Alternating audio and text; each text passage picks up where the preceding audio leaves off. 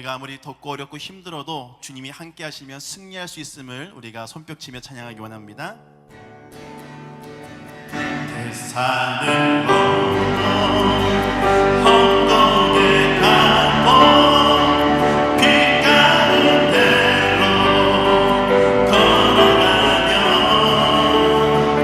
주께서 항상 지키시기로 약속한 말씀 변치. 다시 한 번 더.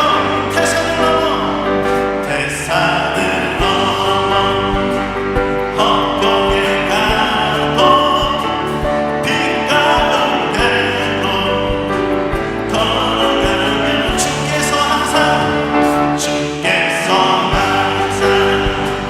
지키시기로 약속한 말씀 변치 않네. 하늘의 영광 하늘의 영광 하늘의 영광 나의 맘속에 자고로 넘쳐 할렐루야를 힘차게 불러 영원히 주를 찬양하니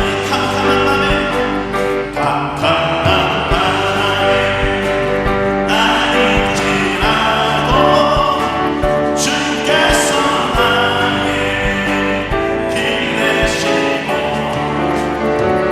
나에게 밝은 빛을 내시니 길을 잃어버린 영영 없는 하늘의 영광 하늘의 영광 하늘의 영광 나의 맘속에 자고로 넘쳐 할렐루야 힘차게 불러 영원히 주를 찬양하니 광명한 금이 마음을 아파 찬란한 천국 바라보고 할렐루야를 힘차게 불러 날마다 빛을 걸어가니 하늘의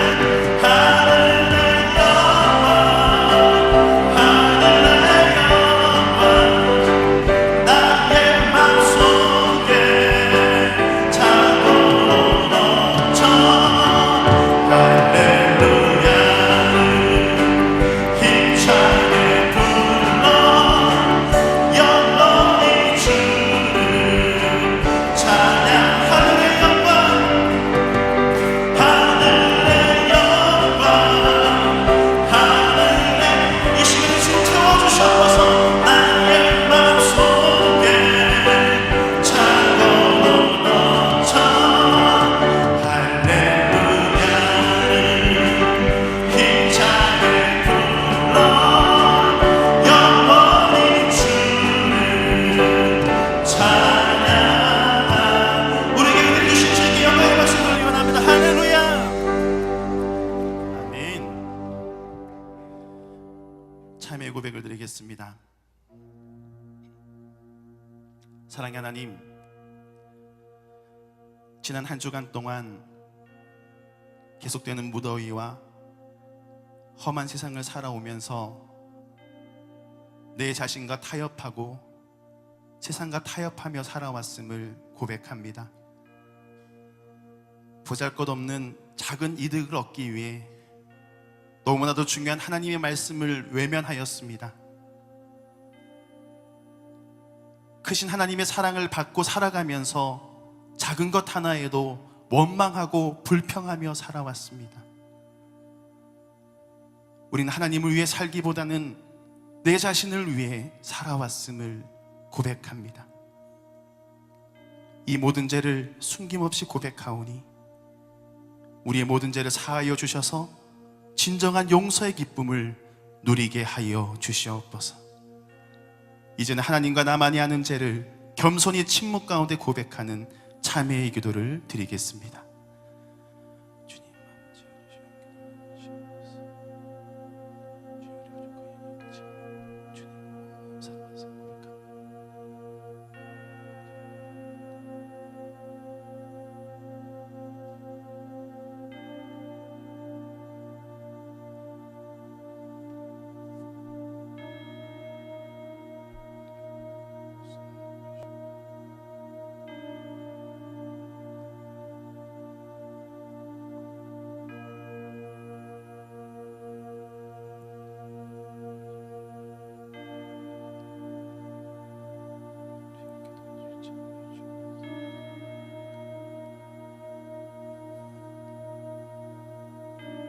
이 시간 진심으로 하나님 앞에 참회의 고백을 드린 우리에게 주시는 하나님의 사죄의 말씀이 여기 있습니다. 우리가 마음에 뿌림을 받아 악한 양심으로부터 벗어나고 몸은 맑은 물로 씻음을 받았으니 참 마음과 온전한 믿음으로 하나님께 나아가자. 우리에게 주신 말씀에 의지하여 모든 죄가 깨끗이 사하여졌음을 예수님의 이름으로 선언합니다. 아멘. 우리 이 시간 모두 자리에 앉으셔서 하나님의 임재를 사모하며 함께 찬양하겠습니다. 하늘의 문을 여소서, 이곳을 주목하소서. 주를 향한 노래가 꺼지지 않으니 하늘을 열어보소서.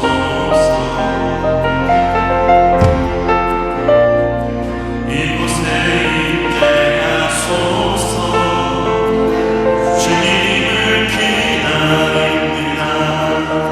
기도의 악기가 하늘에 닿으니 주여 임재하여 주소서.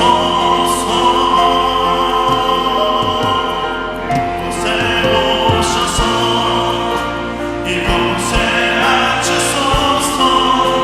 이곳에서 드리는 예배를 받으소서. 주님의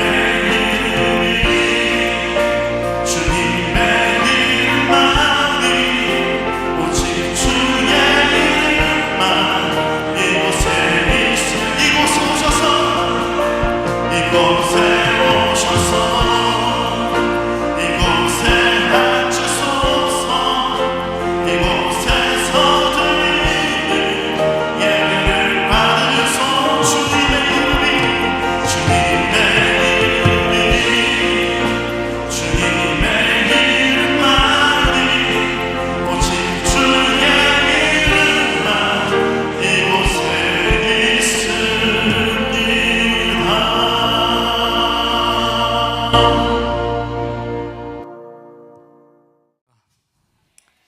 하나님께 큰 영광의 박수 한 번 더 치고 싶지 않으세요?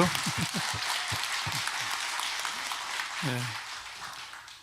예배 나오신 여러분 모두를 축복합니다. 오늘 우리에게 주시는 하나님의 생명의 말씀은 구약성경 사사기 7장 5절로 8절까지 말씀입니다. 앞을 보시고 한 목소리로 함께 봉독합니다. 이에 백성을 인도하여 물가에 내려가매 여호와께서 기드온에게 이르시되 누구든지 개가 핥는 것 같이 혀로 물을 핥는 자들을 너는 따로 세우고 또 누구든지 무릎을 꿇고 마시는 자들도 그와 같이 하라 하시더니 손으로 움켜 입에 대고 핥는 자의 수는 300명이요 그 외의 백성은 다 무릎을 꿇고 물을 마신지라. 여호와께서 기드온에게 이르시되 내가 이 물을 핥아 먹은 300명으로 너희를 구원하며 미디안을 내 손에 넘겨주리니 남은 백성은 각각 자기의 처소로 돌아갈 것이니라 하시니 이에 백성이 양식과 나팔을 손에 든지라. 기드온이 이스라엘 모든 백성을 각각 그의 장막으로 돌려보내고 그 300명은 머물게 하니라. 미디안 진영은 그 아래 골짜기 가운데에 있었더라. 아멘. 가장 가까이 있는 내 옆에 있는 분을 바라보시고 말씀 받기 전에 오늘은 이렇게 인사하겠습니다. 한 번 더 생각하세요. 정말 무척 더웠죠? 그래서 한 번 더 이렇게 인사했으면 좋겠습니다. 녹지 않아서 고맙습니다. 여러분, 녹아버리지 않고 이 자리에 온 게 얼마나 감사한지. 개구리 2마리가 한 연못에 살았어요. 근데 여름 더위로 못이 말라버리자 어쩔 수 없이 그 못에 있을 수가 없어서 이사를 갑니다. 다른 연못을 찾아서 여행을 합니다. 가다 보니 충분히 물이 깊은 우물을 보고 한 개구리가 말하는 거예요. 여기 우리 거처 정하자. 근데 그걸 들여다본 다른 개구리가 조심스럽게 말했어요. 여기 참 좋다. 그런데 만에 하나 이 우물이 우리를 저버릴 경우는 어떻게 하지? 생각해봐. 우리가 저 깊은 곳에 들어갔다가 우리 힘으로 뛰쳐나올 수 있겠어? 근데 사실은요, 이 우물 속에는 이미 다른 곳에서 물이 없어서 피해온 천적들이 그 속에 우글거리고 있었어요, 사실은. 그런데 이 한 개구리의 말 때문에 한 번 더 생각했기 때문에 위험을 피할 수 있었어요. 우리는 때때로 생각하지도 않고 어떤 일을 행하고 나서 후에 막심해하죠. 그래서 중요한 것은 어떤 일을 행하기 전에 한 번 더 생각하는 것, 이것이 주님 은혜 안에서 승리를 이루는 또 하나의 길인 줄 믿습니다. 여러분, 지난주 말씀 다 기억하시죠? 하나님이 기드온처럼 전혀 준비가 되지 않은 일꾼을 향해서 부르실 때부터 큰 용사라고 부르셨어요. 아니, 지금 아버지 따라서 우상 숭배하고 거기 절어 있는데 불러놓고는 큰 용사여라고 말했습니다. 그리고 그 이후에도 하나님 앞에 3번씩이나 기적을 요구했던 이 배은 버르장머리가 없는 일꾼인데, 그러나 결론은 뭡니까? 그럼에도 불구하고 그 부족한 사람이 하나님 앞에 말씀하신 그대로 큰 용사가 되었다. 그래서 우리도 이 기드온처럼 부족한 것, 모자라는 것, 투성일지라도 이 기드온을 보니 우리도 주님의 일에 얼마든지 큰 용사로 쓰임받을 수 있다. 이것이 지난주에 우리가 깨달은 내용입니다. 그런데요, 그럼에도 불구하고 하나님이 쓰시는 일꾼이 있고 쓰실 수 없는 일꾼들이 있어요. 오늘 본문에 나타나 있습니다. 사사기 7장 4절 하반절을 함께 읽겠습니다. 내가 누구를 가리켜 내게 이르기를 이 사람이 너와 함께 가리라 하면 그는 너와 함께 갈 것이요, 내가 누구를 가리켜 내게 이르기를 이 사람은 너와 함께 가지 말 것이니라 하면 그는 가지 말 것이니라 하신지요. 잘 들으셨죠? 하나님 일에 쓰일 수 있는 일꾼이 있고 쓰임받지 못할 일꾼이 있어요. 그래서 하나님은 사람을 일꾼을 쓰시기 전에 먼저 그 사람을 시험해 보시고 쓰세요. 자, 미디안 전쟁을 보니까 하나님은 이제 미디안을 다 준비시켜서 수많은 사람들을 모으셨는데 거기 나온 이스라엘 백성들을 보시더니 너무 많다 그러셨어요. 참 이해가 안 됩니다. 32,000명이 모이는데 많다는 거예요. 적군은 135,000명이 나와 있는데 그 앞에 32,000명이면 4분의 1도 안 되는데도 불구하고 하나님은 너무 많다. 그러니 이제부터 내가 지적하는 자들은 집으로 돌려보내라. 그리고 추리고 출현해서 결론은 마지막 남은 300명이 이 하나님 전쟁에 참여했고 대승을 거두었습니다. 그래서 여기서 중요한 하나님의 진리가 나옵니다. 하나님 일에는 숫자가 중요한 게 아니라 믿음이 중요합니다. 아멘. 하나님의 싸움은 숫자로 싸우는 게 아니에요. 한 사람이라도 믿음이 겨자씨만큼만 있으면 전능자의 믿음이기 때문에 오늘도 위대한 기적을 이뤄내는 줄 믿습니다. 그래서 오늘 말씀을 잘 들여다보세요. 여기 보면 하나님이 일꾼을 쓰시기 전에 어떤 일을 하시는지 세 단계의 과정을 거치면서 시험을 하시는데 그 첫 번째 시험이 어떤 시험이었을까요? 하나님은 일꾼을 쓰시기 전에 제일 먼저 무엇을 시험하실까? 겸손의 시험이었습니다. 사사기 7장 2절을 읽겠어요. 여호와께서 기드온에게 이르시되 너를 따르는 백성이 너무 많은즉 내가 그들의 손에 미디안 사람을 넘겨주지 아니하리니 이는 이스라엘이 나를 거슬러 스스로 자랑하기를 내 손이 나를 구원하였다 할까 함이니라. 하나님이 쓰실 수 없는 자가 누굽니까?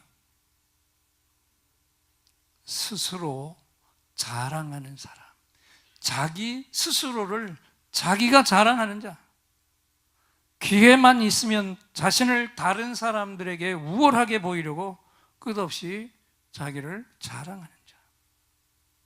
그런 사람은요, 하나님이 그 사람이 겸손해질 때까지 결코 쓰시지 않고 겸손해지려고 고된 훈련만 시키세요. 오늘 본문에서도 전쟁을 끝내놓고 내 힘으로 승리했다고 자랑할 자는 내 싸움에는 처음부터 필요 없으니 그들은 돌려보내라 그랬어요. 하나님이 가장 싫어하시는 사람들이 교만한 사람들이고, 우리 성경에도 교만은 뭐의 선봉이라고요? 패망의 선봉이다. 늘 자기를 자랑하는 사람들. 이렇게 말하면 여러분 머리에 벌써 떠오르는 얼굴들이 있습니까? 혹시 목장 안에 잘난 척을 많이 하는 목원이 있습니까?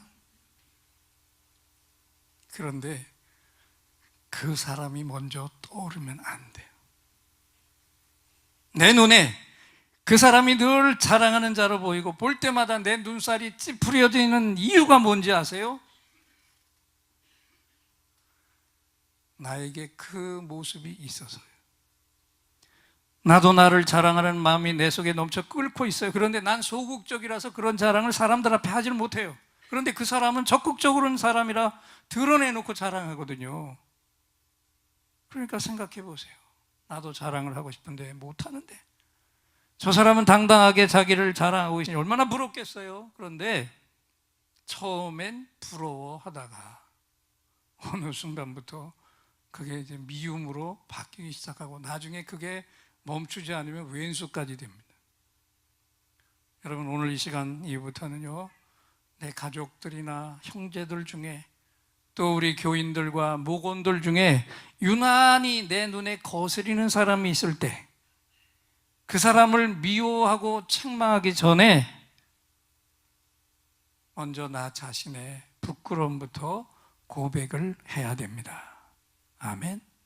어떤 부끄러움을 고백해야 될까요? 주님이 말씀하시며 가르쳐주신 그대로 내 눈 속엔 들보가 있는데 그건 알지도 못하고 남의 눈 속에 티를 빼라고 강요하며 살던 내 부끄러움을 먼저 고백해야 돼요. 그러면요, 하나님이 쓰시기 기뻐하는 자는 누굴까요? 하나님 손에 늘 자신을 맡길 줄 아는 사람, 겸손한 사람이죠. 하나님이 기뻐 쓰십니다. 그래서 시편 147편 6절을 앞을 보고 읽겠습니다. 여호와께서 겸손한 자들은 붙드시고 악인은 땅에 엎드러 뜨리시는도다 그랬어요. 겸손한 자는 하나님이 손으로 어떻게 하신다고요? 붙들어 주신다고. 붙들어 주신다. 그런데 악인은 어떻게 된다고 그랬어요? 땅에 엎드러 뜨리신다 그랬어요. 근데 여기 악인이 누굴까요? 겸손과 함께 나와서 겸손하지 못한 사람을 하나님이 악인이라고 하셨어요. 그런 자들은 다 땅에 엎어버리신다 그랬습니다. 여러분, 겸손하지 못하면 겸손할 때까지 하나님이 악인이라고 부르신다는 이 사실을 잘 입력해 두시기 바랍니다. 그래서 하나님이 필요로 하시는 일꾼의 첫 번째 기준은 뭐라고요? 겸손입니다. 겸손. 평안북도 정주에 있는 명문학교 오산학교에서 전해 내려오는 이야기입니다. 이 마을에 아주 똑똑한 청년이 살았는데 너무 집안이 가난해서 머슴살이를 했습니다. 그런데도 그 머슴살이를 하면서 이 똑똑한 청년이 자신의 처지를 비관하거나 부끄러워하지 않았고 오히려 열심히 일을 합니다. 매일같이 새벽부터 그 하는 일 중에는 주인의 요강을 닦는 일까지 너무너무 성실하게 했어요. 그래서 주인이 이 청년을 바라보면서 머슴살이를 하기에는 너무 아깝다는 생각이 들었어요. 그래서 이 부자 주인이 학자금을 대주어서 평양에 있는 숭실학교에 보내서 공부를 시켰는데 그 학교를 우수한 성적으로 졸업하고 고향으로 내려와서 바로 이 학교의 선생님이 되었습니다. 여러분, 이 청년이 누군지 아세요? 민족주의자면서 독립운동가였던 바로 이 조만식 선생님이 이분이었어요. 이 위대한 스승이 제자들이 인생의 성공 비결을 물을 때마다 이분은 언제든지 이렇게 대답을 했다고 합니다. 여러분이 사회에 나가거든 요강을 닦는 사람이 되십시오. 그랬어요. 요즘 요강은 없는데 무슨 얘기입니까? 따라합시다. 작은 일에도 충성하는 겸손. 아멘. 하나님은 일꾼을 쓰실 때 작은 일에도 충성하는 겸손한 사람을 써요. 그리고 이 겸손이 통과될 때까지 끝없이 고난을 주십니다. 혹시 여러분 중에 고난이 끝이지 않고 계속되는 분들이 여기 계십니까? 여기는 아멘 하면 하지 마시고 그 다음에 아멘 하세요. 그러면 빨리 엎드려 버리세요. 여기는 아멘 해야 된다니까. 그래서 고난이 속히 물러가게 해야 돼요. 그리고 우리 겸손하면 가장 아름다운 모델은 우리 주님이셨습니다. 사랑하는 제자들의 발 아래 무릎을 꿇고 냄새나는 발을 씻으며 뭐라고 말씀하셨습니까? 주님의 음성입니다. 요한복음 13장 14절을 15절을 읽겠습니다. 내가 주와 또는 선생이 되어 너희 발을 씻었으니 너희도 서로 발을 씻어주는 것이 옳으니라. 내가 너희에게 행한 것 같이 너희도 행하게 하려 하여 본을 보였노라. 아멘. 제자들은 사실 주님이 지도자로, 그 시대 지도자로 쓰시려고 뽑아놓은 일꾼이었는데 뭐라고 말씀하십니까? 내가 주와 선생이 되어서 스승이지만 너의 발을 씻겼다. 그래서 내가 너희에게 이것을 친히 눈으로 보게 했으니 너희도 반드시 이렇게 서로 섬겨야 하느니라.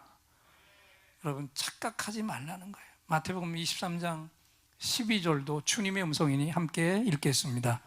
누구든지 자기를 높이는 자는 낮아지고 누구든지 자기를 낮추는 자는 높아지라. 지도자는 군림하는 자가 아니기 때문에 아랫사람의 발을 씻기는 겸손을 행할 수 없다면 아예 지도자가 될 생각을 하지 말라고 주님이 말씀하세요. 그렇다면 우리 모두는 다 이 시대의 사사들로, 평신도 목자들로 예인들이 쓰임받아야 되는데 제일 먼저 이 겸손의 시험부터 잘 통과하시기를 축원합니다. 그래서 다시 한번 우리 옆에 분을 바라보시고 이렇게 눈을 똑똑히 뜨고 말씀해 주세요. 똑바로 보세요. 지금부터 겸손하겠습니다. 겸손히 섬겨드릴게요. 아멘. 이 시간부터 겸손해야 돼요. 나가서 겸손하면 안 돼요.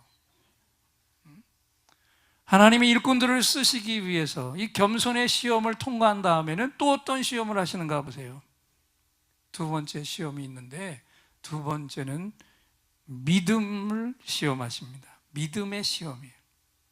자, 사사기 7장 3절을 함께 읽겠습니다. 이제 너는 백성의 귀에 외쳐 이르기를 누구든지 두려워서 떠는 자는 길라산을 떠나 돌아가라 하라 하시니 이에 돌아간 백성이 2만 2천 명이요 남은 자가 1만 명이었더라. 하나님이 또 필요 없으니 돌아가라 한 자들이 누구냐면 전쟁 앞에서 두려워 떨고 있는 자들 돌아가라.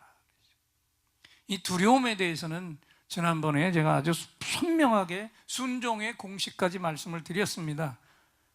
그런데 우리가 하나님을 믿으면서도 왜 세상을 살면서 왜 두려워합니까? 교회를 다니고 있지만, 말씀을 듣고 있지만, 예배를 드리고 있지만 정작은 하나님을 믿지 못해서 떠는 겁니다. 그리고 하나님을 믿지 못하는 것은 하나님을 사랑하는 것에 문제가 있기 때문이라고 여러 번 강조해서 말씀드렸어요.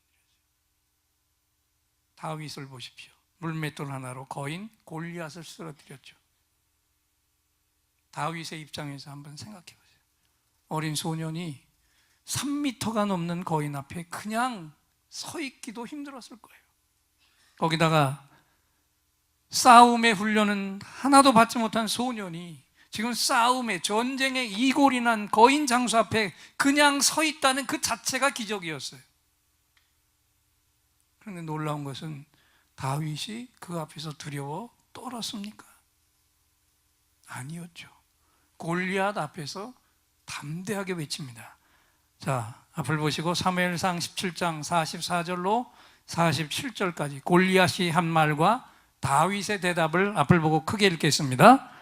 내게로 오라. 내가 내 살을 공중의 새들과 들짐승들에게 주리라 하는지라. 다윗이 블레셋 사람에게 이르되 너는 칼과 창과 단창으로 내게 나아오거니와 나는 만군의 여호와의 이름 곧 내가 모욕하는 이스라엘 군대의 하나님의 이름으로 내게 가노라. 오늘 여호와께서 너를 내 손에 넘기시리니 내가 너를 쳐서 네 목을 베고 블레셋 군대의 시체를 오늘 공중의 새와 땅의 들짐승에게 주어 온 땅으로 이스라엘에 하나님이 계신 줄 알게 하겠고 또 여호와의 구원하심이 칼과 창에 있지 아니함을 이 무리로 알게 하리라. 전쟁은 여호와께 속한 것인즉 그가 너희를 우리 손에 넘기시리라. 아멘. 이게 소년이 고백했어요. 너는 칼과 단창을 의지하고 나에게 나오지만 나는 만군의 여호와의 이름, 내가 모욕하는 이스라엘 군대의 하나님 이름으로 너에게 나아가노라. 얼마나 놀라운 말입니까? 하나님이 들으시면 꼼짝 못하고 자신을 돕지 않으면 안 되실 만한, 하나님이 감격하지 않고는 들으실 수 없을 만한 놀라운 고백을 다윗이 지금 선포했어요. 여러분, 우리도 뭔 말을 하려면 하나님이 감동하도록 이 정도는 해야 되지 않겠어요? 아멘? 근데요, 누가 뭐래도 죽었다 깨나도요 믿음이 없는 자는 이건 절대로 할 수 없는 고백이에요. 여러분, 3m나 되는 거인 앞에서 모든 사람들이 떨었어요. 사울 왕까지 두려워 떨고 있는데 다윗은 떨지 않았어요. 오히려 골리앗의 등치가 큰 걸 보고는 안심했어요. 이야, 저렇게 등치가 큰 자는 처음 본다. 그런데 등치가 크니까 이마도 참 넓으네. 관역이 넓으니까 한 번이면 끝나겠구나. 너 오늘 제삿날인 줄 알아? 할렐루야. 잘 보세요. 이게요, 믿음을 가진 자와 믿음이 없는 자의 차이거든요. 똑같은 상황 앞에서 다른 사람들은 그 골리앗의 모습만 보고 두려워 떨고 있는데 그때에도 긍정을 볼 수 있는 사람, 믿음 있는 자의 모습이에요. 이 이야기를 들으면 야, 그럼 나는 다윗은 절대로 못 쫓아가겠구나 포기하는 분들이 있을까 봐. 여기서 우리가 또 착각하면 안 되는 게 있습니다. 여러분, 다윗이 처음부터 믿음이 뛰어나서 하나님이 왕의 제목으로 선택하셨다? 그리고 그 믿음으로 골리앗도 이겼다? 이렇게 설교하면 틀린 거예요. 다윗이 태어날 때부터 믿음이 특출한 사람이 아니었어요. 어린 시절에 양들을 데리고 광야로 나가 거할 때 밤마다 맹수들이 양을 먹으려고 으르렁댑니다. 그때도 양치기 목동 다윗이 원래부터 강심장이기 때문에 두려워 떨지 않았다고요? 천만의 말씀이에요. 자기도 물려 죽을까 봐 두려웠어요. 밤만 되면 공포가 몰려왔어요. 두려워 떨었어요. 그래서 그 두려움이 임할 때마다 누구를 찾았어요? 한 분밖에 없어요. 자신의 머리에 기름을 부어주신, 왕이 된다고 기름을 부어주신 그 하나님을 찾았어요. 두려워서 찾은 거예요, 여러분. 그것밖에 그 밤에는 할 게 없어서 간절하게 하나님을 찾고 매달린 거예요. 그랬더니 그때마다 하나님이 지켜주셨어요. 그래서 그 이후에 사울 왕이 죽이려고 쫓아다닐 때 죽지 않기 위해서 그 광야 땅을 헤맬 때에도 그 광야, 메마르고 척박하고 황량한 그 광야 땅이 다윗이 고백한 대로 하나님 성소가 될 수 있었습니다. 할렐루야. 왜요? 어린 목동 시절에도 두려워서 부르짖으면 지켜주신 하나님이 그 광야 땅에 도망치고 있는데도 와서 동행하고 계셨고, 그래서 그 하나님께 경배하려고 엎드린 그 자리에서 하나님이 경배를 받으셨기 때문에 그 황량한 광야 땅이 하나님 성소가 될 수 있었습니다. 우리가 고난을 당하는 그 자리가 하나님과 직접 만나는 성소의 자리가 되는 줄 믿습니다. 고난 당할 때 욥이 뭐라고 얘기합니까? 그가 나를 단련하신 후에는 내가 정금같이 나오리라 그랬어요. 그런데 고난이 더 극심해지니까 마지막에 뭐라고 얘기합니까? 내가 전에는 여호와 하나님을 귀로만 들었사더니 이제는 눈으로 배움나이다. 가장 극심한 그 고난의 현장에 하나님이 함께 계십니다. 그래서 다윗이 이 노래를 광야에서 부르잖아요. 시편 63편 1절부터 4절까지 큰 소리로 함께 읽겠습니다. 하나님이여, 주는 나의 하나님이시라. 내가 간절히 주를 찾되 물이 없어 마르고 황폐한 땅에서 내 영혼이 주를 갈망하며 내 육체가 주를 앙모하나이다. 내가 주의 권능과 영광을 보기 위하여 이와 같이 성소에서 주를 바라보았나이다. 주의 인자심이 생명보다 나음으로 내 입술이 주를 찬양할 것이라. 이러므로 나의 평생의 주를 송축하며 주의 이름으로 말미암아 나의 손을 들리라. 여러분 보세요. 여기가 지금 평탄한 물이 흐르는 엘림 같은 강소가 아니었단 말이에요. 지금 물이 없어서 죽을 둥살둥하는 그 마을물이고 황폐한 땅에서 하나님을 갈망하며 엎드린 그곳이 하나님의 성소가 되어라. 이 고백이 그냥 나온 게 아니라 어린 시절부터, 믿음이 없을 때부터 하나님을 찾고 부르면 오셔서 동행해 주시고 붙들어 주신 그 경험 속에서 나온 고백인 줄 믿습니다. 그 결론은 다윗도요, 하나님이 도우셨기 때문에 믿음의 사람이 되었습니다. 그래서 하나님이 도우시니까 어떤 상황에서도 긍정을 볼 수 있는 눈도 가질 수 있었습니다.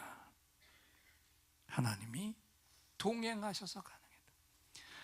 그래서 여러분, 오늘 우리도, 나도 하나님을 다윗처럼 의지하기만 하면, 힘들고 어려울 때 그 하나님만 붙들고 부르짖으면 하나님이 부어주시는 믿음으로 나도 다윗처럼 우리 삶에 우리의 가장 힘들게 하는 골리앗을 넉넉하게 물리칠 수 있습니다. 그리고 어떤 상황에서도 우리가 긍정을 볼 것입니다. 하나님이 부어주시는 능력으로 어려운 환경을 거꾸로 볼 수 있는 믿음의 눈, 그래서 절망도 소망으로 여길 수 있는 믿음, 이 믿음이 저와 여러분에게 하나님으로부터 이 시간 부어지기를 축원합니다. 자, 이제 하나님이 일꾼을 쓰시기 위해서 겸손의 시험을 거쳐서 그 다음에 뭐예요? 믿음의 시험을 거쳐서 마지막 남은 세 번째 하나님이 거치시는 그 시험이 뭘까요? 세 번째 시험은요, 헌신의 시험이었습니다. 사사기 5장 5절, 6절, 7절을 읽겠습니다. 여호와께서 기드온에게 이르시되 누구든지 개가 핥는 것 같이 혀로 물을 핥는 자들을 너는 따로 세우고 또 누구든지 무릎을 꿇고 마시는 자들도 그와 같이 하라 하시더니 손으로 움켜 입에 대고 핥는 자의 수는 300명이요 그 외의 백성은 다 무릎을 꿇고 물을 마신지라. 여호와께서 기드온에게 이르시되 내가 이 물을 핥아 먹은 300명으로 너희를 구원하며 미디안을 네 손에 넘겨주리니 남은 백성은 각각 그 초소로 들어갈 것이니라. 아멘. 이제 하나님께서 두려워 떠는 자들을 돌려보내고 그 남은 자들을 다 이 하롯셈이라는 곳에 이끌어다 놓고 마지막에 쓰시겠다고 구별한 자들이 누구였습니까? 이 사진을 좀 보세요. 10년 전 사진인데 지금보다 더 늙은 것 같아요. 어떻게 2008년에 이스라엘에 가서 이 기드온이 병사들과 함께 물을 마셨던 하롯셈에 가가지고 지금 사진이 그래서 물이 안 보이죠. 작게밖에 없어서 제가 지금 오른쪽 손으로 물을 떠서 움켜들고 사진을 찍었습니다.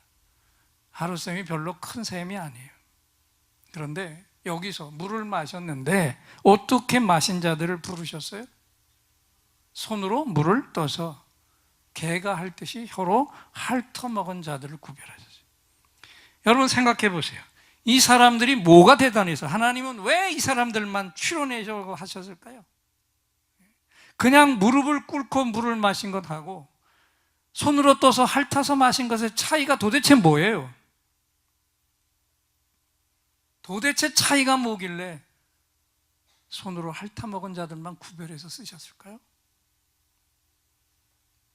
이 사람들은 물을 손으로 떠서 핥아 마신 자들은요, 자기가 누구인지를, 내가 지금 여기에 뭘 하러 나왔는지를 확실하게 알고 있는 자들이었어요.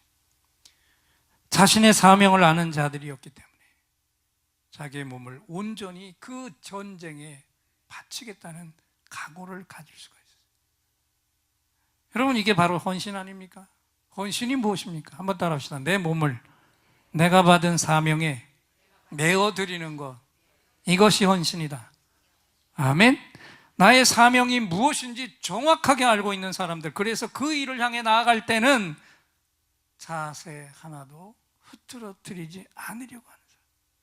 이들은 누가 뭐래도 주인이 명하신 목표와 비전을 향해서 완전히 자신의 몸을 들인 일꾼이었고, 이런 사람을 하나님이 붙들어 쓰셨습니다. 오늘 예배를 드리며 말씀을 드린 여러분, 오늘 말씀을 심령 속에 깊이 새기세요. 하나님은 이 사람들 300명을 줄였어요. 그리고 그 전쟁에서 대승을 거두게 하셨습니다. 여기 하나님이 마지막에 추려내신 이 300용사들, 그러면 이 용사들이 또 처음부터 특출한 사람이었을까요? 우리와는 근본적으로 다른, 그렇게 처음부터 사명만 붙들고 살아간 특출한 사람이었느냐? 천만의 말씀입니다. 사실은요, 두려움의 시험까지도 하나님의 도움이심으로 잘 통과해서 마지막 샘물까지 온 그 시간에 얼마나 목이 불탔겠어요. 샘으로 달려들어서 다 머리를 쳐박고 물을 마시려는 그 순간에 이 300명이 한 거는 딱 하나였어요. 그 물을 마시기 전에 뭘 했을까요?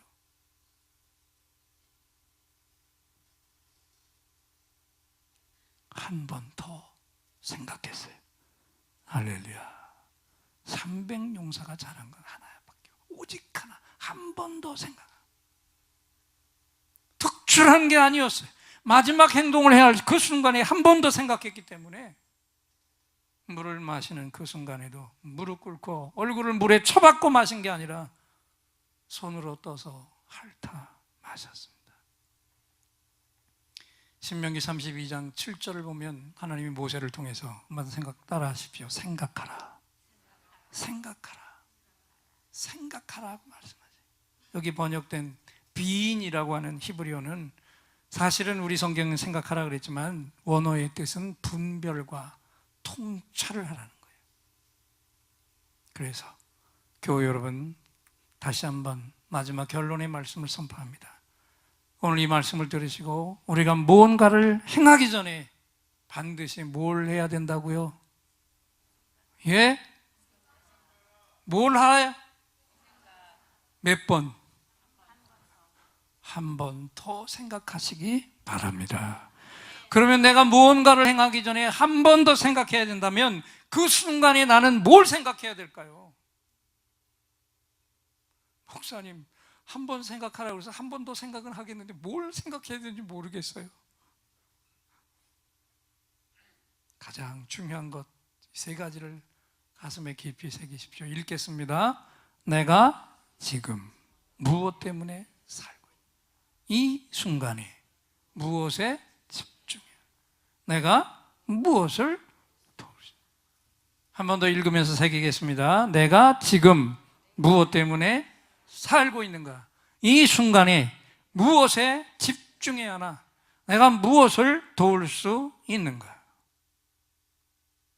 우리도요, 모든 일을 행하기 전에 이 생각을 한 번만 더 할 수 있다면 기도원 정병보다 우리가 더 온전하게 하나님 앞에 쓰임 받을 수 있습니다. 가슴 깊이 새겨두세요. 내가 지금 무엇 때문에 살고 있습니까? 이 순간에도 내가 무엇에 집중해야 됩니까? 내 몸으로 무엇을 도울 수 있습니까? 여기서 영상을 하나 보겠습니다.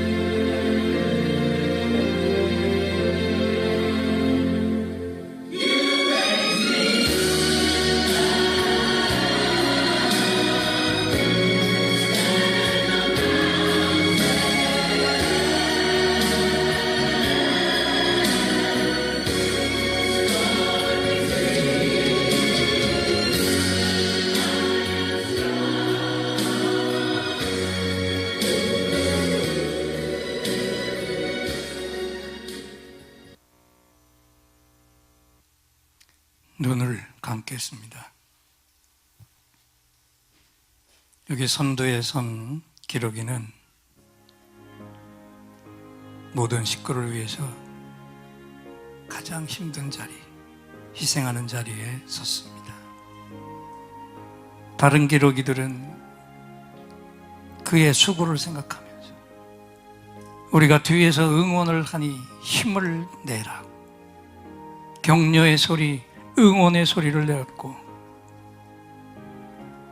함께 가다 낙오된 기록이는 그 곁에 동료가 죽을 때까지 곁을 지키다가 자기 자리로 돌아온다고 했습니다. 갈증이 턱까지 차올랐는데도 물가까지 와서 한 번 더 생각한 사람들, 내 사명이 나라를 살릴 전사라는 걸 생각하고 물 한 모금 하나도 경계를 늦추지 않고 마신 사람들, 갈증에 견딜 수 없었는데도 좌우를 살피며 개처럼 핥아 목을 죽인 사람들, 특별한 사람이 아니라 한 번 더 생각한 사람들이었습니다. 자신을 사명에 붙들어 매놓을 수 있었던 사람이요, 중요한 순간마다 한 번 더 생각하는 훈련이 되어 있어서 저들은 이것 말고 또 다른 시험을 만난다 해도 얼마든지 통과해낼 수 있는 전사들이었습니다. 세상에 나가 이 한 주간을 살면서 중요한 순간마다 오늘 말씀을 기억하면서 한 번 더 생각하십시오. 내가 무엇을 위해 살고 있는가? 이 일 앞에서 무엇에 집중해야 하나? 내 몸으로 무엇을 도울 수 있을까? 이 세 가지는 귀에 못이 박이도록 심령에 깊이 새겨지도록 기억하시기 바랍니다. 하나님,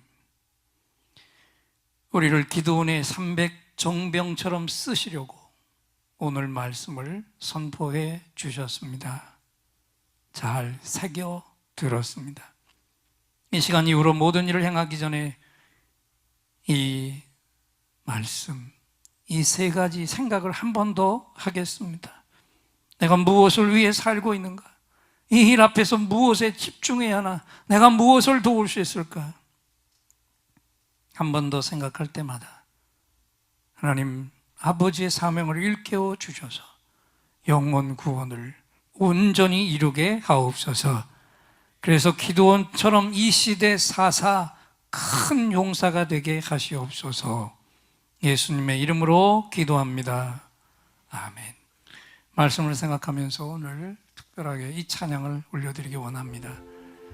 우리 잘 아는 찬양인데, 나를 지으신 이가 하나님, 나를 부르신 이가 하나님, 나를 보내신 이도 하나님,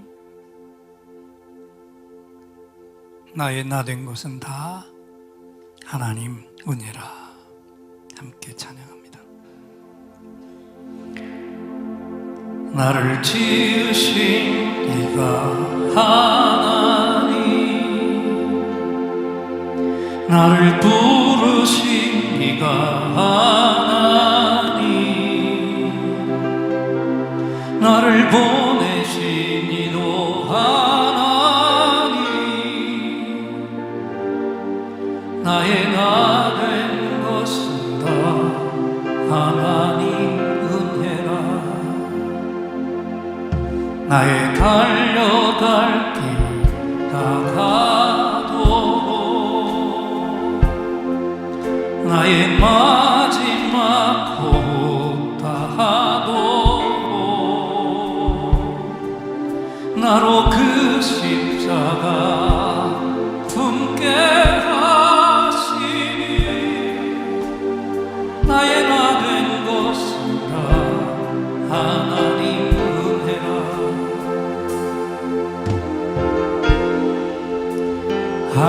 한량없는 은혜, 갚을 길 없는 은혜, 내 삶을 회복사는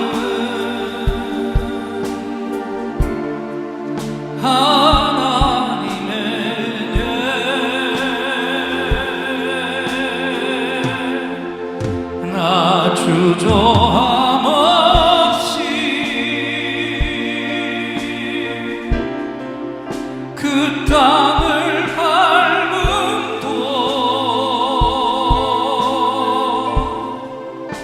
나를 붙드시면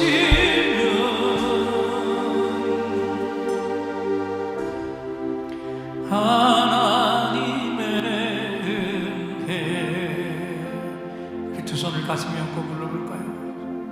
나를 지으신 이가 하나님, 나를 부르신 이가 하나님, 나를 보내신 이도 하나님,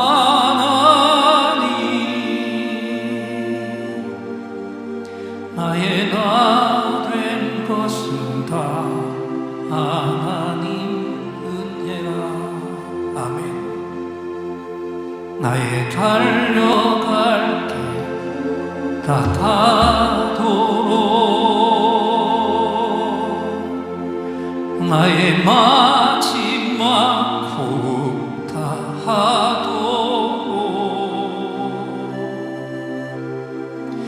나로 그 십자가 품게 하시니 나의 나 된 것은 다 하나님 은혜라.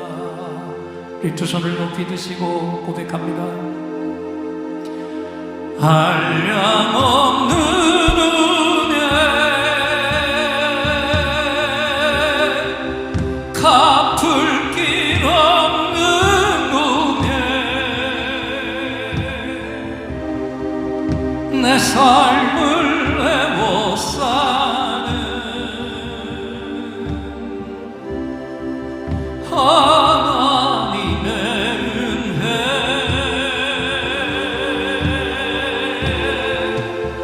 나 주저함 없이 그 땅을 밟음도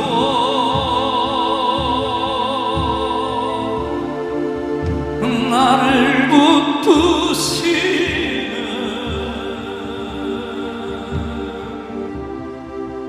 하나님의 은혜, 한량없는 은혜, 한량없는 은혜,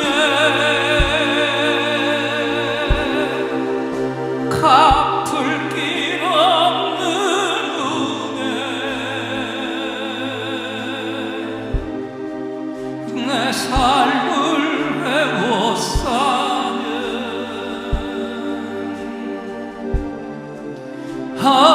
하나님의 은혜,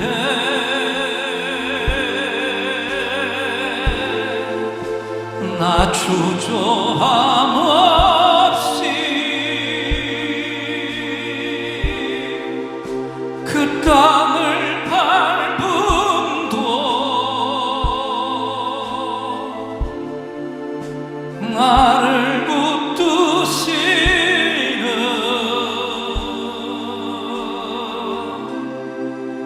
하나님의 은혜.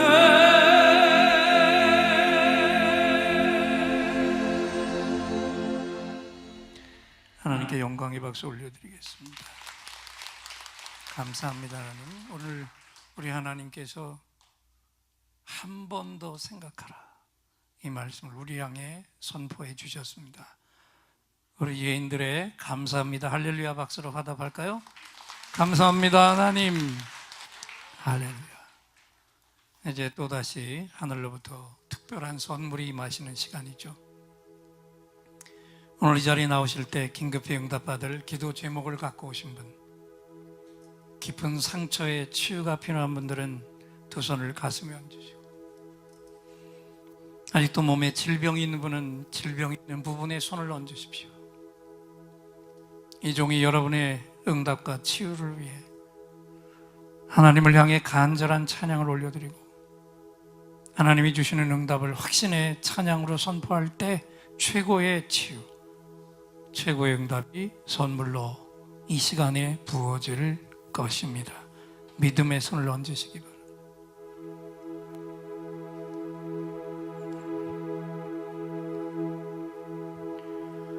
오늘 이곳에 성령님 오셔서 우리의 상처, 우리의 질병을 주여 우리의 영혼을 만지사 생명처럼 뛰게 하옵소서. 여기 이 시간 치유의 찬송을 마음의 귀로 영혼의 눈으로 오직 주님을 찾는 이 가슴에 영원하신 분을 만나리라. 아픈 사람들 여기에 있어요. 이 노래 듣고 소망을 가져요. 주여 불쌍히 여기어 주시사 치유의 힘 받게 하옵소서.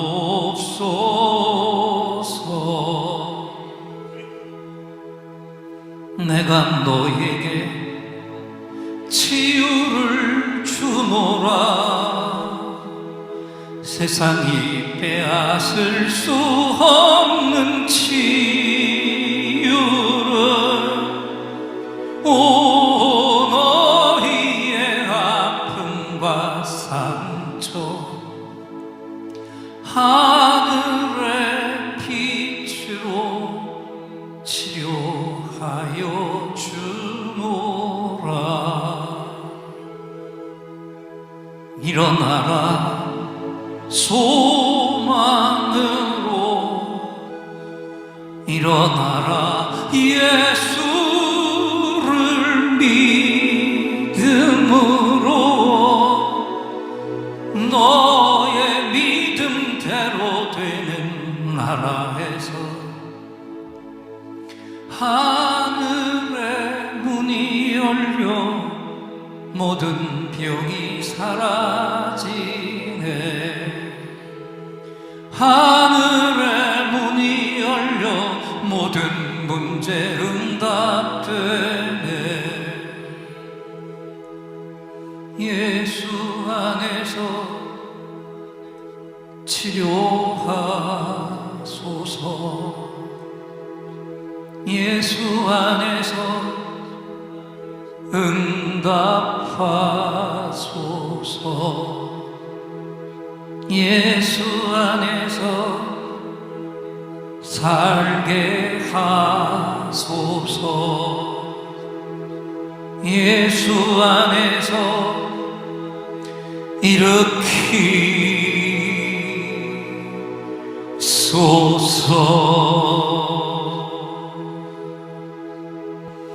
예수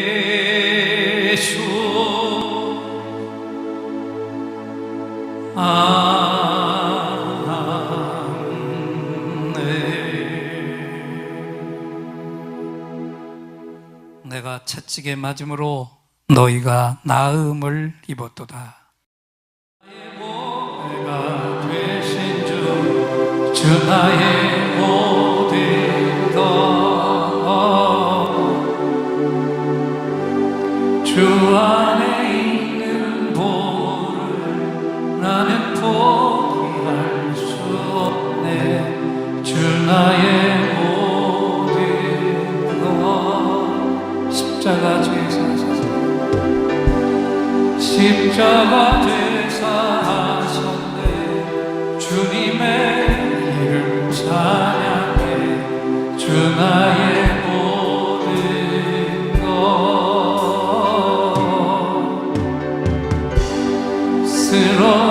나를 세우고 나의 빈자를 채우네. 주 나의 모든 것. 두 손을 높이 드시고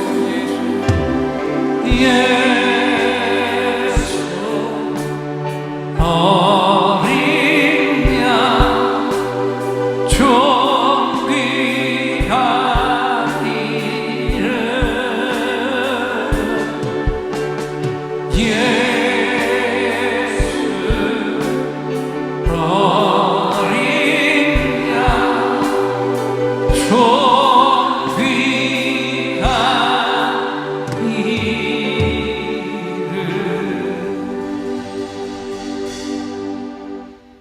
지금은 우리 주 예수 그리스도의 은혜와 하나님 아버지의 무한하신 사랑과 성령 하나님의 감동, 감화, 교통하심이 이 일을 행하기 전에 먼저 한 번 더 생각하라. 하나님의 음성을 듣고 그대로 행할 것을 마음에 다짐하며 큰 용사가 되기 위해 나아가는 예배를 드린 종들과 함께하지 못한 가족들, 우리가 건재할 영혼들 위해 이제로부터 영원토록 함께 계실지어다.